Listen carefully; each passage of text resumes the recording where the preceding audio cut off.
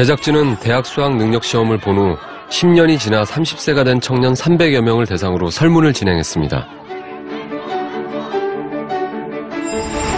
현재 받고 있는 임금을 포함해 삶의 5가지 요소들을 얼마나 충족하고 있는지 물었는데요.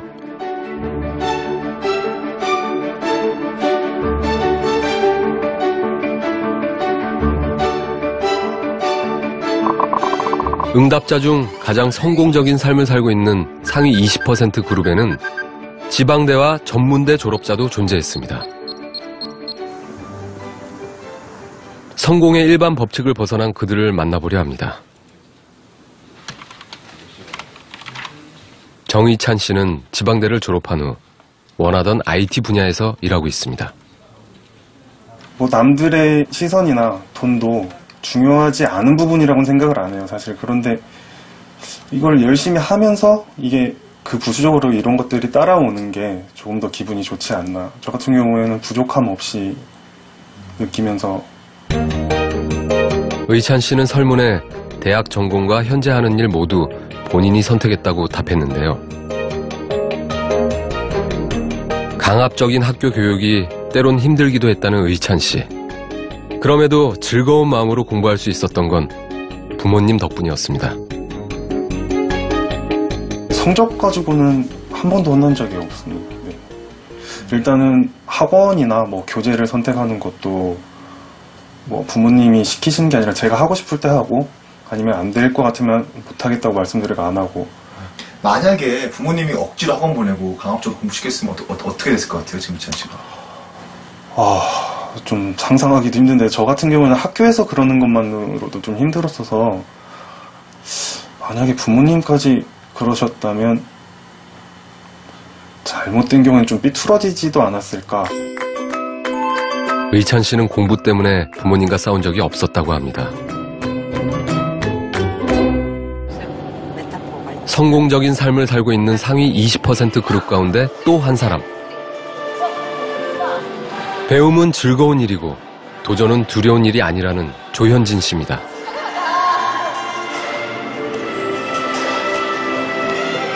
어렸을 때 놀이기구를 되게 못 탔어요. 근데 성인이 다 돼서 놀이기구 타보니까 하나도 안 무서운 거예요. 그러면서 이제 이게 내가 생각하는 것밖에 두려운 게 아니네. 배운다는 게. 안 해본 거를 해본다는 게 두려운 게 아니네. 전날이니까 옷 다 입어거든. 옷 다 입어. 유치원 원감으로 일하고 있는 현진 씨는 교육과정 기획부터 교사 관리까지 유치원 운영의 중추적인 역할을 합니다. 그녀는 전문대학에서 유아교육을 전공했는데요. 이런 거 미리 다 사야 되거든요.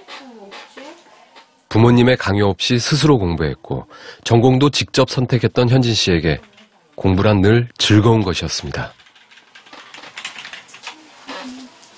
저는 시험을 위한 공부하고 대학을 가기 위해서 공부한 건 아니었고 저한테 필요하고 내가 더 나은 삶을 위한 공부를 했기 때문에 즐거운 일이에요. 왜냐하면 저는 지금도 공부를 하고 있거든요. 전 지금 대학원을 다니고 있는데 저는 끊임없이 뭔가 배우는 게 좋아요.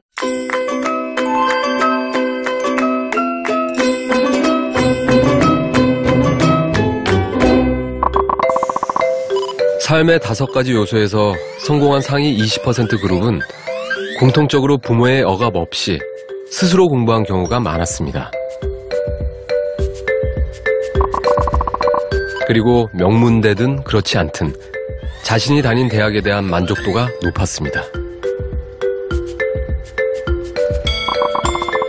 특히 성공적인 삶을 살고 있는 그룹은 학창시절 부모님으로부터 높은 정서적 지지를 받았는데요.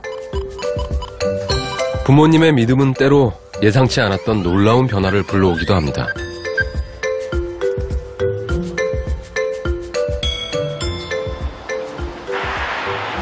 다음 주에 있을 마라톤 대회 준비가 한창인 홍성호 씨.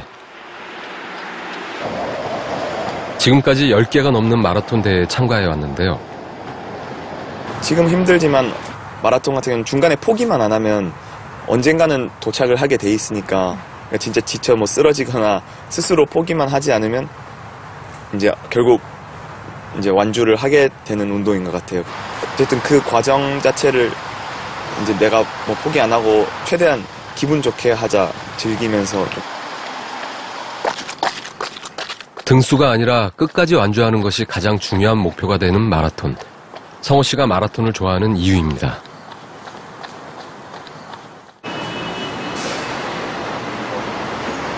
대학에서 전기전자공학을 전공하고 지난해 세계적인 전자회사에 입사한 성호 씨.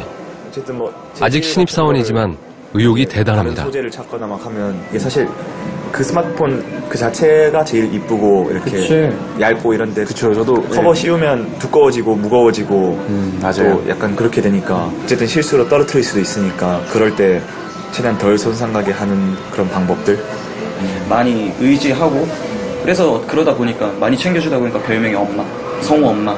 마라톤 같은 것도 이번에 릴레이 마라톤을 또 신청을 했더라고요.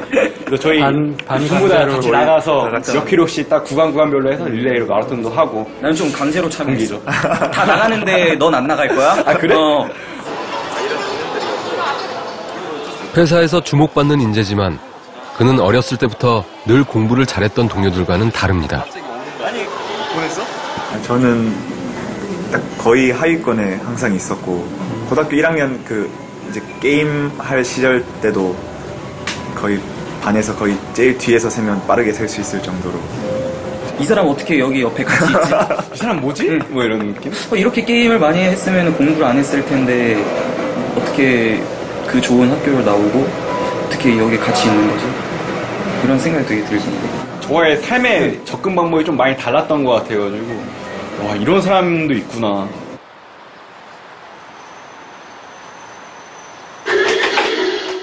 고등학교 1학년 때까지만 해도 성적은 꼴찌, 게임 중독이었던 아이. 누구도 그가 명문대에 진학하고 세계적인 기업에서 일하게 될 거라고는 상상하지 못했습니다. 중학교 막 이럴 때는 밥 먹는 시간이랑 학교 가는 시간 빼면 평일에는 하루에 한 6시간 정도 하고 주말에는 거의 그냥 하루 종일 진짜 잠 안 자고 한 20시간? 24시간 정도까지도 한 적이 있는 것 같아. 한번 서봐라. 아빠 준이 한 번도 못 봤다 내 거. 이 중학교 때. 중학교 때. 왜냐면 집에 가란다. 가. 집에 가라고 전부 가야. 이거 20점 뭔데 이거? 사회 20, 수학 35, 과학 28. 진짜 성적표 보여주니까 심각하다고 애 베린다고 있어요. 어쩌려고 그러냐고. 엄마 그때 말 많이 들었다. 이게 대박이네. 친구들한테. 무슨 과목? 사회 과목인가? 505등 중에 490등. 뒤에 15명이 됐다. 게임에 빠져 학교에 가지 않은 날이 부지기수. 늘 꼴찌를 맴도는 건 당연한 일이었습니다. 성적표를 보면 기가 막히죠. 그리고 아주 순간 잠시는 되게 주변 사람들이 의식이 되면서 헷갈리는 거예요. 정말 해도 너무한다. 얘 너무 안 한다. 아빠하고 둘이서 우리 애가 진짜 머리가 나쁜 걸까? 아니면 뭐가 잘못된 걸까? 어떻게 하면은 게임을 안 하고 공부를 하게 할까? 제가 뭘 해서 먹고 살까? 이런 거를 사실은 나는 더 고민을 많이 했던 셈이죠.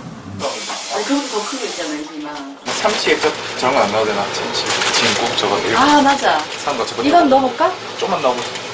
한 숟갈만 넣자. 일단 한 숟갈만 넣어보자, 오케이. 어때? 괜찮다. 하나도 안 맵고. 오, 그래? 우리는 맨날 이렇게 의논하면서 해요. 할 때마다 애들하고 이걸 넣어보면 어떨까, 저걸 넣어보면 어떨까 할 때 제일 대박인 음식이 기억나? 설마 그 아이가 닭도리탕에 무 넣은 거. 그래. 다 버렸어요, 그거. 역시 왜 닭도리탕에 무를 넣으면 안 되는지 쓰고 너무 이상한 거야. 그냥 귀찮아도 감자를 사왔어야 되는데. 감자가 없어가지고. 그랬던 기억도 있고, 한 3cm 정도 되게요. 함께 요리를 하며 많은 대화를 나눴던 어머니와 아들. 어머니는 게임에 빠진 아이를 이해해보려 애썼습니다. 돌아서만 와갖고 또 뿅뿅뿅뿅뿅 그냥 그놈 게임이 진짜 그놈 게임이에요. 그놈 게임. 그때 게임들이 나와갖고 애들이 막 홀했잖아. 그 뭐야 그 게임. 크래프트. 그래요. 진짜 파란만장했습니다. 네. 이틀 3일을 해도 지치지 않고 하는 걸 보면서 굉장히 신기했어요. 지가 좋아하는 일에 미치면 사람은 저렇게까지 정신력이 안 자고 안 먹고 해도 버티면서 할 수 있는 거구나. 대단하다. 그러면서도 항상 생각이 저러다가 미쳐버리거나 그 사이버 세상으로 빠져가지고 애가 현실하고 구별을 못한다면 그거는 내가 막아야 안 되겠나. 게임을 못하게 하기보다는 다른 것에도 관심을 갖길 원했습니다. 부모님은 여행을 가고 춤을 배우는 등 다양한 경험을 함께 했는데요. 자신을 한심한 게임 중독자로 바라보지 않는 부모님. 성호 씨에게 쌓여간 건 긍정 에너지였습니다. 여러 가지 활동을 했는데 그 중에 안 했던 게 공부하란 말을 안 했었고, 그리고 항상 뭘 해라고 시키는 게 아니라 같이 하려고 했었고, 또 뭘 좋아하는지 이렇게 뭐 하고 싶냐고 이렇게 찾아주려고 많이 해주셨던 것 같아요. 그러다 보니까 일단 뭔가 제가 싫어하는 거는 강제로 이렇게 하게 하지 않으시니까. 애는 안 변하려고 하니까 아빠하고 늘상 말하는 게 어떻게 우리 애가 변할 수 있고, 지금 우리가 때린다고 만약 성적이 올라간다면 난 12번도 더 패버렸으면 좋겠다 진짜. 충격요법을 줘서라도 애가 바뀐다면, 막 되게 답답할 때 얘가 막 한 일주일째 한 달째 죽어뿐다고 생각하면 내가 뭘 해줄 수 있을까. 여기다가 기준을 맞춰보니까 공부하라는 것보다는 얘가 뭘 좋아하는지, 어떻게 할 때 엄마하고 소통하고 웃고 즐겁고 하는지 이런 쪽으로 집중이 되다 보니까 그게 좀 참아내지면서 모든 것은 스스로 결정하되 어떤 일이 있어도 대화의 끈을 놓지 않았던 부모님. 시행착오가 없었던 건 아닙니다. 가족 회의와 편지 형식의 반성문은 아이를 이해하게 되는 출발점이 되주었는데요.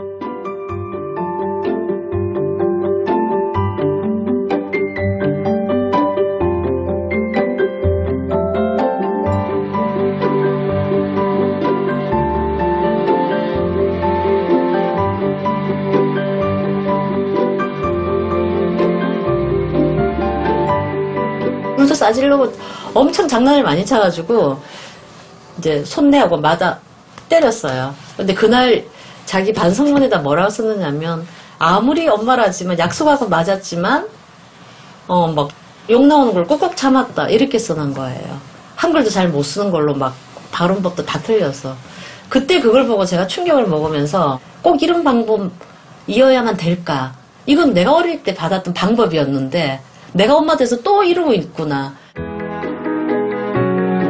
프로게이머가 되겠다며 성호 씨는 고등학교 1학년 때 학교를 그만두겠다고 하는데요. 이번에도 최종 결정은 스스로 하는 것. 부모님은 게임 대회에 나가는 것을 응원해주기도 합니다. 서울에 올라와서 직접 프로게이머들이나 아니면 다른 아마추어 고수들을 만났는데 이제 한 번도 못 이기고 2대0으로 이렇게 다 져버린 거예요. 내 실력이 이것밖에 안 되나라는 생각도 들고, 뭔가 엄마 아빠가 이렇게 같이 버스 정류장까지 응원해 주시면서 왔던 그런 모습도 생각하고 뭔가 미안하기도 하고 죄송스럽기도 하고 막 그런 생각들이 많이 들면서 약간 눈물이 나더라고요. 그때는. 실컷해봐라. 배 터지게 하면은 질릴 수도 있지 않겠나. 아직 한참 불붙어 있을 때인데 그 무슨 수로 끄겠어요.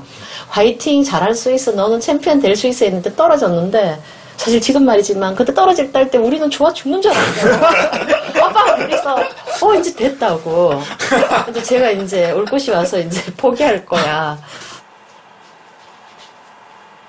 프로게이머가 될 만큼 실력이 안 된다는 것을 깨닫고 새로운 미래를 고민하기 시작한 성호 씨. 당시 성적은 꼴찌였지만 공부에 대한 부정적인 마음은 없었습니다. 내가 이걸 했을 때 뭐 안 되면 어떡하지라는 생각이 들어야 좀 뭐 두려움이 생기고 할 건데, 그때는 그냥 그런 걱정할 것도 없이 그냥 한번 그냥 해보자 약간 이런 생각? 되게 지금 당장 공부를 막 엄청 해서 좋은 대학을 들어가서 이런 생각이 아니라 공부 안 해봤으니까 한번 해보자 이런 식으로 약간 가볍게 마음 먹고 오히려 시작했던 게 평균 뭐 90점 넘은 게 그때가 처음이었어요. 태어나서. 잘해야 한다는 부담 없이 시작한 공부. 성호 씨는 1년 만에 꼴찌에서 반 2등이 되었고 다음 해에는 전교 1등까지 기록합니다. 결국 명문대에 4년 장학생으로 합격한 성호 씨. 꼴찌였던 그를 기억하는 주변 사람들은 믿지 못할 일이었습니다. 진짜 처음에 뭐 거짓말 하지 마라부터 시작해가지고 진짜 제가 처음 합격증을 보여줬는데 이제 뭐 이거 합성한 거 아니냐 막 이러고 진짜 안 믿는 반응이 거의 한 80, 90% 정도였었고 부모의 변화가 시작될 때 그 다음에 아이의 기적은 일어나는 것 같아요. 공부를 조금 제해놓고 보면 내 아이가 엄마 아빠라 부르는 그 소리도 너무 사랑스럽고 어저께 몰랐던 거 오늘 하나 아는 것도 너무나 이쁘고 생각까지 제가 지배할 수 없다는 거 일찌감치 깨달아지고 그 믿음은 죽을 때까지 믿어주는 거 믿고 또 믿고 또 믿고 또 믿고 또 믿어주는 게 저는 부모라고 생각해요. 성공적인 삶을 살고 있는 사람들은 부모님이 공부를 강요했거나 공부 때문에 싸웠던 경험이 드물었는데요. 한 가지 더 주목해야 할 점이 있습니다. 공부로 인한 갈등이 있었더라도 이에 대해 부모님과 화해하고 소통을 했다는 것입니다.